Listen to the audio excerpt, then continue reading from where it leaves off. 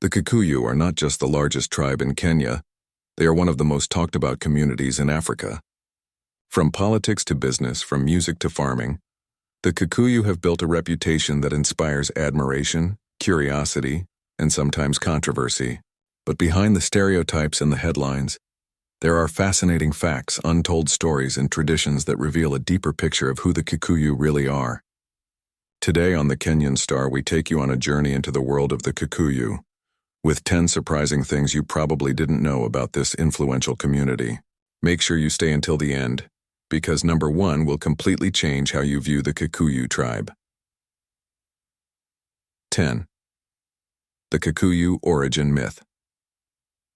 The story of the Kikuyu begins at the base of Mount Kenya, known to them as Kirinyaga, the Mountain of Brightness. According to Kikuyu mythology, God, whom they call Ngai, appeared to the first man, Kikuyu, at the top of the mountain.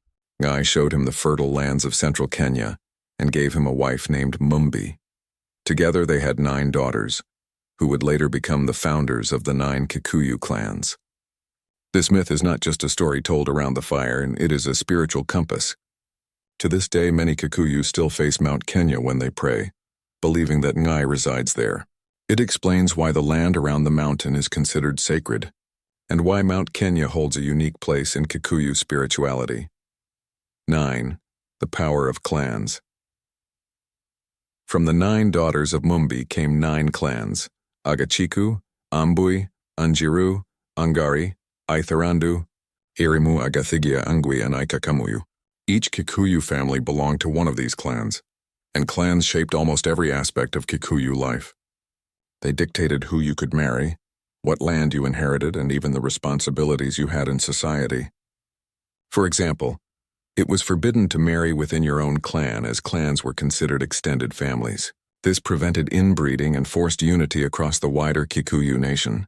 While modernization and urbanization have blurred these clan divisions, many Kikuyu still proudly identify with their clan, especially during traditional ceremonies like dowry negotiations.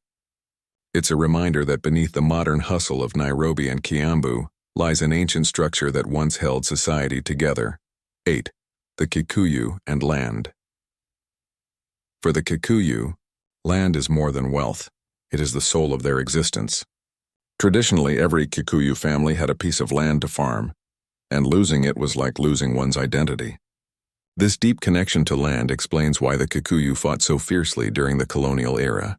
When British settlers occupied fertile highlands in central Kenya, thousands of Kikuyu were evicted, reduced to squatters, or forced into labor on settler farms. The Mau Mau Rebellion of the 1950s was, at its heart, a war for land and dignity. Even today, land remains a sensitive issue in Kikuyu politics and family life. Inheritance disputes, land buying companies, and land value appreciation all trace back to this emotional connection. If you understand the Kikuyu and their attachment to land, you understand much of Kenyan history itself. 7. The business spirit. The Kikuyu are often called the traders of Kenya, and it's not an exaggeration. From the smallest village kiosks to multi-million shilling enterprises, Kikuyu families dominate Kenya's business scene. Their success is built on a culture of resilience and ambition. A Kikuyu will start with a small shop or a vegetable stall, save every shilling, reinvest profits, and slowly grow into something bigger. This mindset has created some of Kenya's most successful business moguls, including billionaires like James Mwangi of Equity Bank and the late Chris Karubi. But beyond the tycoons, the average Kikuyu family embodies this spirit. Many run side hustles, from matatus and bodabodas to farming and shops. This entrepreneurial drive has made the Kikuyu admired by some and envied by others, feeding into both respect and stereotypes. But one thing is clear. When it comes to business, the Kikuyu rarely sit back and wait for opportunities. They create them. Chapter 6. Language and Proverbs. Language is the heart of a people, and the Kikuyu language, Kikuyu, is a treasure chest of wisdom. The Kikuyu are masters of proverbs. For instance, Kya muti itagururu kagana mutwe wayo, a tree does not fall with its roots, teaches resilience and the importance of staying grounded. These proverbs are more than clever sayings. They guide social behavior, resolve conflicts, and pass wisdom across generations. While urbanization has threatened indigenous languages, the Kikuyu language has remained strong, thanks to literature, music, and digital platforms. In fact, Kikuyu gospel and Benga music have carried the language into global spaces. For many young Kikuyu today, learning their mother tongue is not just about communication, it's about reconnecting with heritage. First, the Mau Mau legacy. The Kikuyu carry a unique pride. They led Kenya's first real war of liberation. The Mau Mau uprising of the 1950s was largely a Kikuyu movement. Leaders like Dedan Kimathi became symbols of resistance, inspiring not only Kenyans but freedom fighters across Africa. But this struggle came at a cost. Thousands of Kikuyu were detained, tortured, or killed. Entire villages were forced into concentration camps by the British. Yet out of this suffering came independence. The Mau Mau gave the Kikuyu a permanent badge of honor, that they shed blood for Kenya's freedom. Even decades later, Mau Mau songs, names, and symbols are alive in Kikuyu culture. Whenever the community talks about sacrifice, resilience, and freedom, Mau Mau is never far from their lips. 4. Kikuyu and music. The Kikuyu are not only business-minded, they are deeply musical. Music has always been a tool for teaching, entertainment, and political commentary. The late Joseph Kamaru, often called the king of Kikuyu music, sang about morality, love, and politics, at one point even daring to challenge presidents. Gospel artists like Muigai Wanjiroge and Joyce Wamama continue that tradition, using music as a mirror to society. But Kikuyu music is not limited to messages.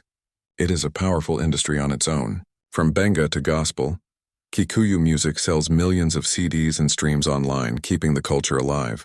What many don't realize is that music is also a weapon in politics. During campaigns, Kikuyu musicians rally crowds, influence voters, and keep the community united.